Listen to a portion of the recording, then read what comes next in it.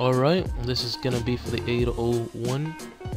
This is gonna be for the operational procedures that I might or you might encounter on the 801. Let me turn down the volume a little bit. Now let me put that back up. Alright, the first question is, what tool should you use to protect the computer from electrostatic discharge (ESD) while you are working inside of it? You should use a anti-static wrist strap. Yes sir. You can always pause this to read the answer. Remember HD, high definition, to make sure you could see all this. Okay, next question. While you are upgrading a customer's server hard drive, you notice looped network cables lying all over the server room floor. What should you do? Should you ignore the problem, call the building supervisor? Should you tell the customer about safer alternatives? Should you notify an administrator? It's not that big of a deal, so I wouldn't notify the administrator. I wouldn't ignore the problem. Call the building supervisor? No, it's not a big deal. You could tell the customer about safer alternatives. That sounds legitimate. So yes, and that is right. You need to explain to the customer that there is a safer way. Cable management is very important when it comes to the safety of employees. Tip hazards such as incorrectly routed network cables can have devastating effects on a person. Never ignore the problem. It is not your place to notify the building supervisor or administrator because this is not your company. However, you might opt to tell your manager about the event. A wise consultant company wants to protect its employees and should want to know of potential hazards at customer locations. So while you are upgrading a customer server hard drive, you notice looped network cables lying all over the server room floor. What should you do? You should tell your customer about safer alternatives. Next question. Which of the following statement is not assertive communication? I certainly know how you feel. Losing data is a terrible thing. Could you explain again exactly what you would like done? Do your employees always cause issues on computers like these? What can I do to help you? All of them seem good except for number C, which says, do your employees always cause issues on computers like this? That kind of sounds like you're putting the person down and putting the company down. So I would say that sticks out. That's not assertive communication. That's not good communication. And I am right. Asking a customer if employees always cause issues is just plain rude. This type of communication should be avoided. However, the other three statements are positive and helpful, or at least counseling. Stay away from being judgmental of the customer. Alright, next question. What could be described as the chronological power trail of evidence? A chronological power trail of evidence: chain of customer, first response, setting the meeting, expectation, data, presentation. So what could be described as a chronological paper trail of evidence? Chain of custody. Chain of custody is the chronological paper trail of evidence that may or may not be used in court. First response describes the steps a person takes when first responding to a computer with prohibited content or illegal activity. It includes identifying what is exactly happening, reporting through proper channels, and preserving data and devices. Setting and meeting expectations deals with customers' service. It is something you should do before you start your job for a customer. Data and device preservation is part of the first response. A person who first arrives at the scene of a computer incident will be charged of preserving data and devices in the current state. So what could be described as the chronological paper trail of evidence, chain of custody. Next question. Active communication includes which of the following? Mounting off, definitely no. Clarifying the customer's statements, kind of. Declaring that the customer doesn't know what he or she is doing, no. Filtering out unnecessary information, kind of, but no, not really. I'll say the most appropriate one is clarifying the customer's statement, because if you clarify the customer's statement, you're not really, like number 8, ignoring or filtering or just pushing away what the customer is saying. You're paying attention, but you're just clarifying, you're making it precise what the customer wants to please the customer. So clarifying the customer statements is probably the best. You know, exactly what you want and what the customer wants is known, and it helps in the communication. It doesn't put down the customer. So clarifying the customer statements is probably the best answer for active communication. Yes, and I am right. You could pause this and read this, of course. What should be done with lithium-ion battery that won't hold a charge any longer? Throw it in the trash? No. Return it to the battery manufacturer? Maybe not.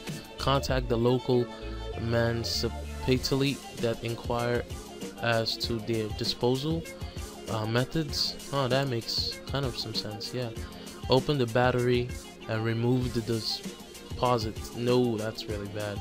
I'll say this: contact the people that own it and see what's a disposal method. Yeah. While you're working at a customer site, a friend calls you on your cell phone. What should you do? If it's a friend, you should ignore it. But if it's like your manager or your supervisor, I'll say answer it. But since it's a friend, I'll say just ignore it so you can focus on the job. Ignore the call for now. Yeah. So while on the job, limit phone calls to emergencies, or if your employer calls you about another customer. Taking a personal phone call while working at the client site is considered unprofessional. Be professional when you're on the job. Yeah, you should. A customer has a malfunctioning PC. Hold up.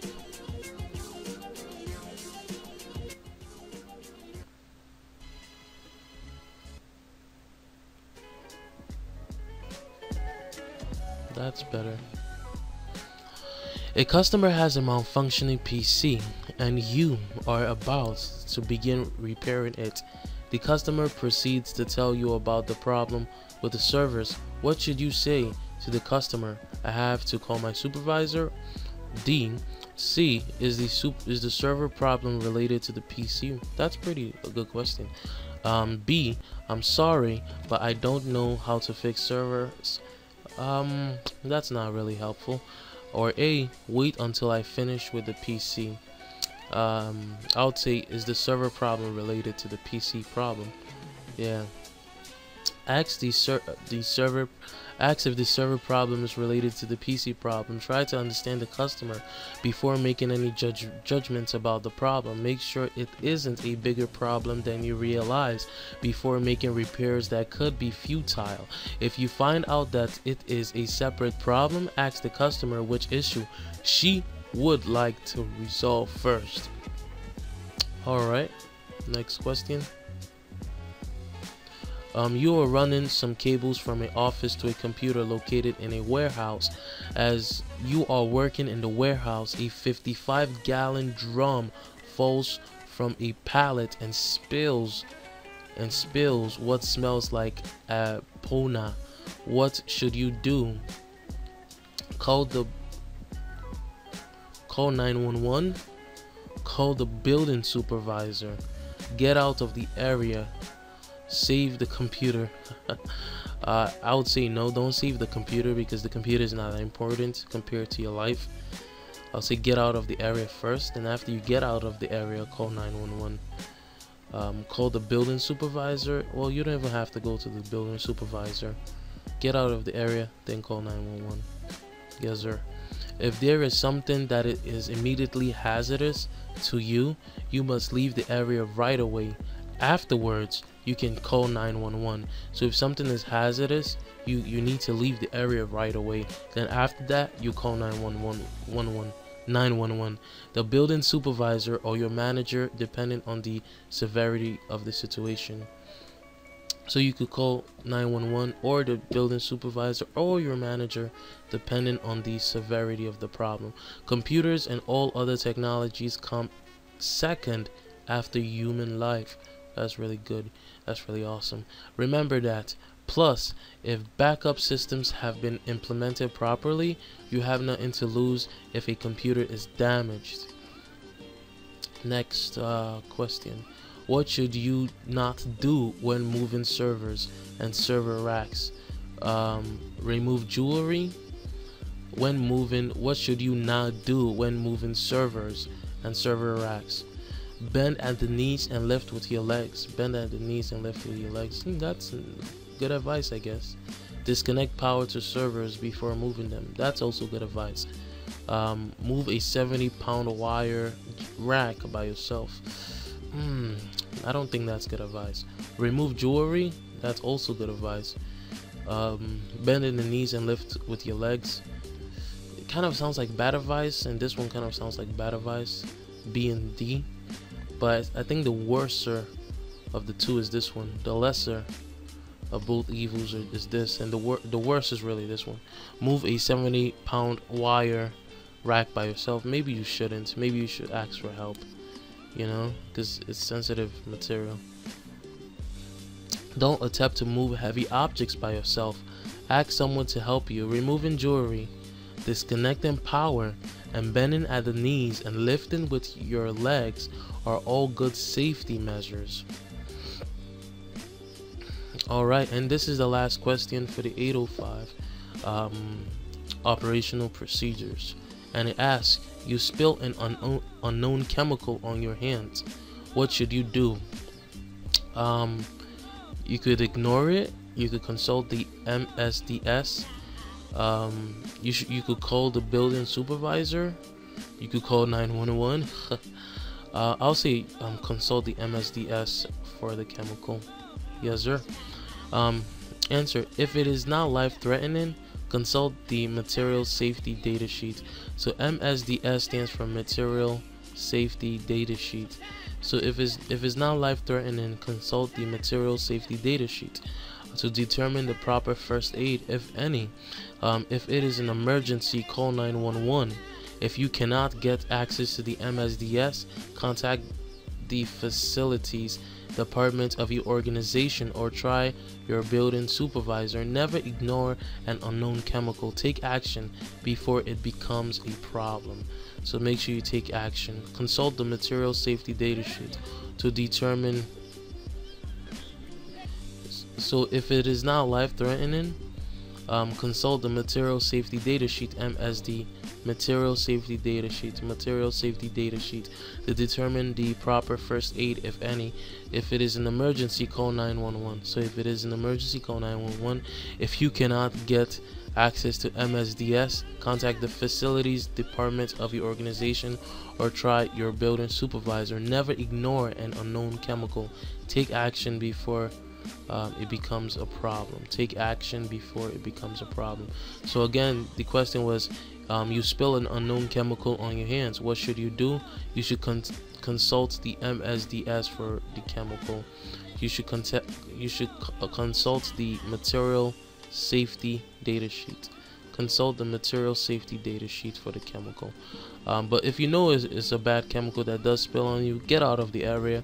Call 911 or your supervisor according to the severity of the problem. But if you don't really know what it is, then you should always check the MSDS, the material safety data sheet, and then call 911 if it is that big of a deal. But if it's not, you could do without it. Well, anyways, that is the operational procedures. 100 pass. Awesome.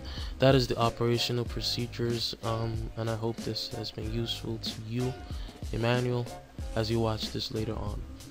Bye. Thank you for watching. Thank you for your time, and peace. Thank you.